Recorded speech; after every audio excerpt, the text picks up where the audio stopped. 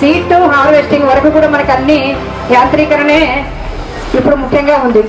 ముఖ్యంగా ఏంటంటే అవన్నీ ఒక చోట ప్రదర్శించడం కూడా మీకు మంచి ఒక వరంగల్ జిల్లా రైతు సోదరులందరూ కూడా ఒక మంచి అవకాశంగా భావించాలి. ముఖ్యంగా మన అగ్రిటెక్స్ వారు నిరుద్యోగ యువతకి అంటే అగ్రికల్చర్ చదువుకునే స్టూడెంట్స్ కానివ్వండి, ఇంకెవరైనా నిరుద్యోగ యువత కూడా మరి ఫార్మర్స్కి అండ్ కంపెనీస్ వారికి కూడా మరి టైఅప్ చేస్తూ వారిని ఆ దిశగా యాంత్రీకరణ దిశగా ప్రోత్సహించడానికి చాలా కృషి చేస్తున్నారు.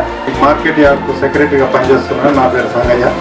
మన మార్కెట్ యార్డ్లో రైతులకు కావలసినటువంటి సౌకర్యాలను ఏర్పాటు చేయడకు మేము ఎల్లవేళలా మీ పక్షాన నిలుస్తూ సమస్యలను పరిష్కరించుటకు మేము శాయశక్తుల కృషి చేయడం మా యొక్క విధి. ఖర్చు తగ్గించుకోవాలంటే ఖచ్చితంగా వ్యవసాయం యాంత్రీకరణ అనేది జరగాలి. వ్యవసాయం లోపల యాంత్రీకరణను ముందుకు తీసుకెళ్లాలని ప్రభుత్వం దృఢ సంకల్పంతో ఉన్నదనేది మీ అందరికీ తెలియాల్సినటువంటి అంశం.